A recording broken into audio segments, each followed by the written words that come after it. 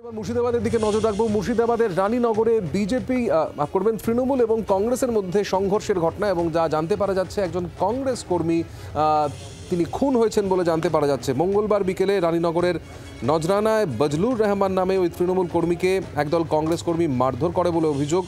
Murshidabad medical college হাসপাতালে ভর্তি বজলুর অভিযোগ, এই ঘটনার পাল্টা হিসেবে তৃণমূল কর্মীরা অন্যতম অভিযুক্ত কংগ্রেস কর্মী এনামুল হক মণ্ডলের দোকানে ঢুকে তাকে লাঠি বাঁশ দিয়ে মারধর করে এবং প্রহারের চোটে মৃত্যু হয় এনামুলের, এমনটাই দাবি কংগ্রেসের।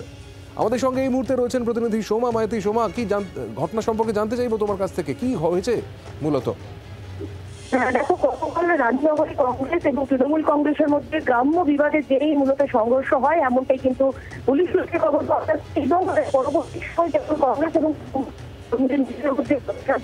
মারধরের ঘটনা ঘটে এবং তারপর কংগ্রেস কর্মীকে মারধর করা হয়, প্রশাসনের পক্ষ থেকে যেটা অভিযোগ করা হচ্ছে, এই মারধর করার ফলেই তার মৃত্যু হয়েছে, এমনটাই কিন্তু ইতিমধ্যে অভিযোগ করা হয়েছে। দুপক্ষের বেশ কয়েকজনকে ইতিমধ্যে গতকাল রাতে পুলিশ আটক করেছে এবং এই ঘটনায় দুপক্ষের বিরুদ্ধে রানীনগর থানায় অভিযোগ দায়ের করেছে, অর্থাৎ মারধরের অভিযোগ দুপক্ষের বিরুদ্ধে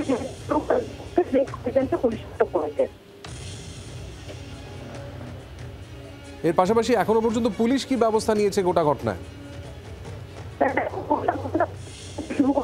কারণ কিভাবে এই গন্ডগোলের সূত্রপাত, গ্রাম্য বিবাদ থেকে কিভাবে রাজনৈতিক আকার ধারণ করলো সেটা পুলিশ জানার চেষ্টা করছে এবং কংগ্রেস এবং তৃণমূল কংগ্রেসের দুপক্ষের বেশ কয়েকজনকে গতকাল রাতেই যে পুলিশ আটক করেছে তাদের জিজ্ঞাসাবাদ করা হচ্ছে এবং দুপক্ষের যে অভিযোগ রয়েছে পরিবারের পক্ষ থেকে দুটোই খতিয়ে দেখছে পুলিশ।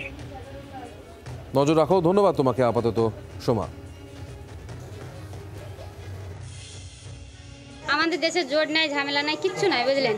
হঠাৎ করে আজকে ওই লোকটা, যে লোকটা মরে গেছে ওই লোকটা আমার ভাসুর হয়, হ্যাঁ, ওই লোকটার পাটা ভাঙ্গা দিয়ে ওর একটা ছোট ছেলে একটা ছোট্ট করে রাস্তার কোলে দোকান করে দিয়েছে, যে সেই দোকানের রাস্তার কোলে চেয়ার নিয়ে বসেছিল, দিয়ে সেই ওদের সাথে কি নিয়ে তক্কি সেটা মানে আমি শুনতে পাইনি। যখন ওরা হইচই করে তাড়া করে তখন এই মাঠ শুধু পালিয়ে যায়।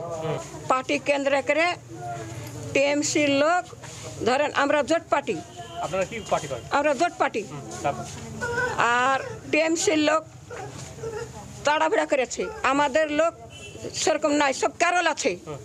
তখন আমরা ক্ষমতা নাই, ক্ষমতা হারিয়ে গেছে আমারে।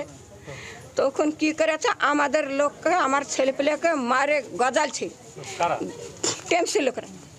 স্ট্রোক করে মারা গিয়েছে, ডাক্তারি পরীক্ষা করলে বোঝা যাবে যে তার দ্বারা আক্রান্ত হয়ে মারা গিয়েছে না স্ট্রোক করে মারা গিয়েছে।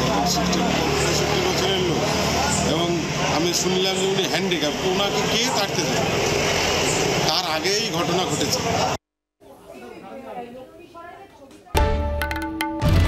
বাংলার আওয়াজ, বাঙালির আবেগ, জি 24 ঘন্টা।